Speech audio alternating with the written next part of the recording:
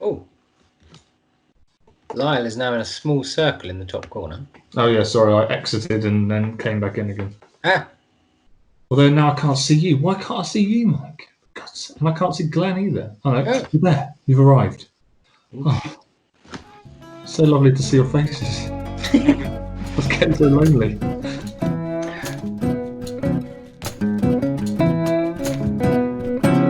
Okay, so I think introduction's done. We'll move on to our first beer, which is the Sierra Nevada. Yeah. Supposedly, as I said, this is where craft beer movement all started in California. People playing around with beers, adding more hops.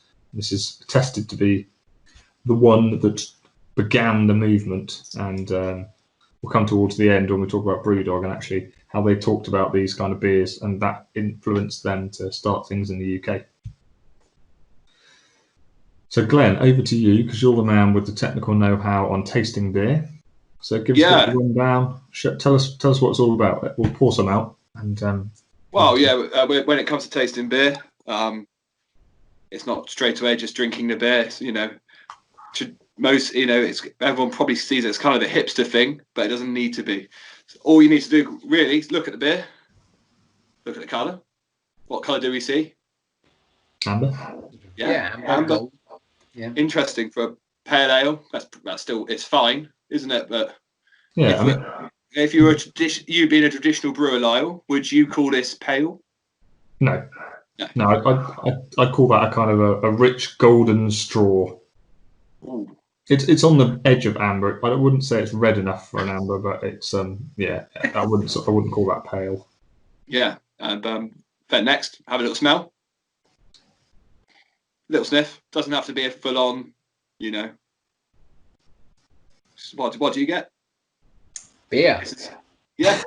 It's got quite a strong alcohol nose. Yeah. A bit it's very piney. Yeah, it's proper old school. It's Cascade hops. I could smell. Piney. So for the ignorant and uneducated, when you say piney, if I was to sniff this and then go and sniff a dressing table made out of pine, would I expect it to smell the same? Well, probably not. It would have varnish on it. but if it was unvarnished, if I was to go in and then strip it right back. This is very technical. You can't just go willy-nilly going in with pine tails. I would call piney, if you were to get a handful of pine needles or bark from a pine tree, straight from the tree, that kind of resinous, strong, almost sweet kind of sickly smell. So then if I have a good old sniff of this, close my eyes, I could be transported off to a pine forest. Potentially. Find out. Lion, the Witch, and the Wardrobe. Yeah, it does smell like IKEA. It's just the Lion, the Witch, or the Wardrobe, then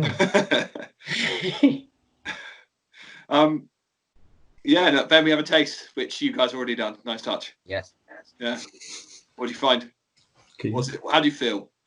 What's the taste? What is it fruity? Is it tropical? It is, but it doesn't have, in comparison to a lot of other craft beers, it doesn't have that uber bitterness. It gets that bit quite nicely. I could drink more of this. Oh yeah. And I think from my experience of IPAs at the moment, I one pint maybe, and then you kind of think, I need to change up. It's just too hot. This is actually quite nice. It's balanced. Quite mellow. Balanced. Yeah. Balanced. Yeah. It's crisp, a little bit sweet. Yeah.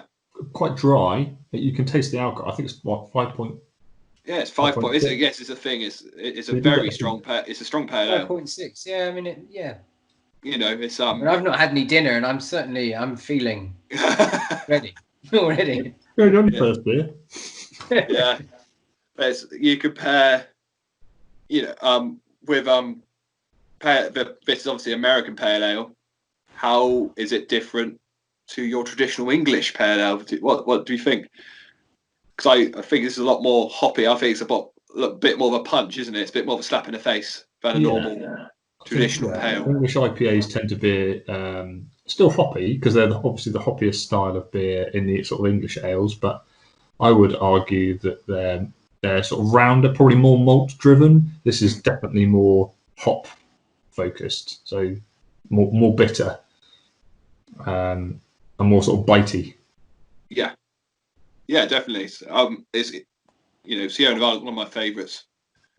In fact, I see that in a pub, like the NFL in the Texans bar, like from ages ago. Well, from last year, drinking out all night. Brilliant drink. For me, I can have a pint after pint after pint of it.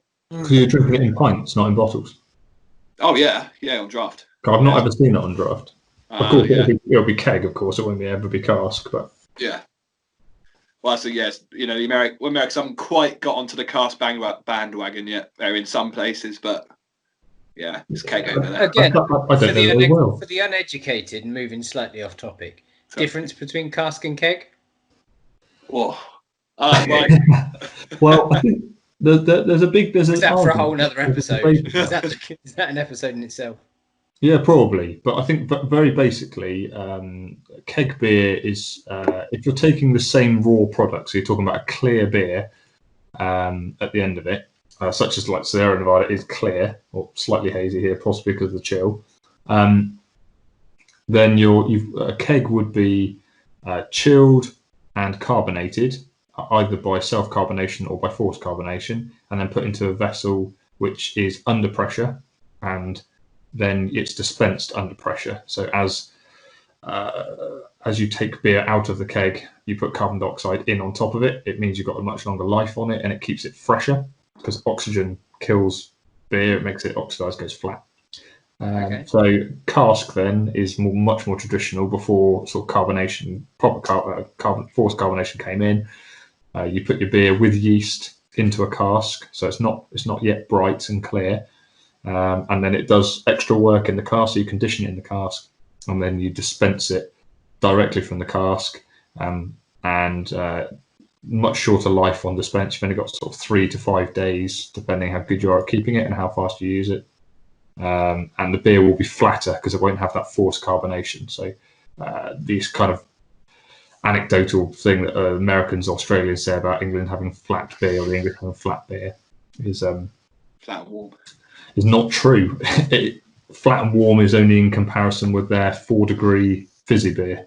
So 4-degree fizzy or 11 to 13 degree and naturally carbonated. Yeah, that makes a lot of sense actually. Yeah, thank you. But I won't get into flavour because flavours are going to be another conversation. That's another day. As a basic explanation, that was very good. Well done, Lion. Thank you very much. Yeah, well done. Sierra Nevada. Let's start with you, Mike. You're drinking Castella in the background. Sorry? You're drinking Castella in the background. on the side, just to get myself Sierra Nevada. Yeah, so the Sierra Nevada. Buy it or not? I would buy it again. It's a staple as far as I'm concerned in like the craft market. Much more drinkable than newer models, so to speak. I would, and I could drink this repeatedly and not get bored. It kind of does what I expect it to do. Cool. Dan? Similar to Mike. I would buy Sierra Nevada again. It is a staple craft beer. Yeah. Using the quotation marks again, but yeah, I would definitely drink it again and again. It's such a solid example of a pale ale for me. What about you, Lyle? I'd buy it again. Yeah, I would. I wouldn't buy it regularly, but if I was buying a mix of different beers, I'd definitely include that in my mix of beers. Yeah, I did enjoy it, but I don't know if I'd drink it as a session beer. But not good beer. Yeah. Would you? This is probably a good one. Would you give this to someone who says, "I want to get into craft beer"? Yes. Give that beer to them. I think it's a really good introductory IPA, but I would also, with the caveat of most of them taste an awful lot worse. Yeah. I'll give them a can of lilt.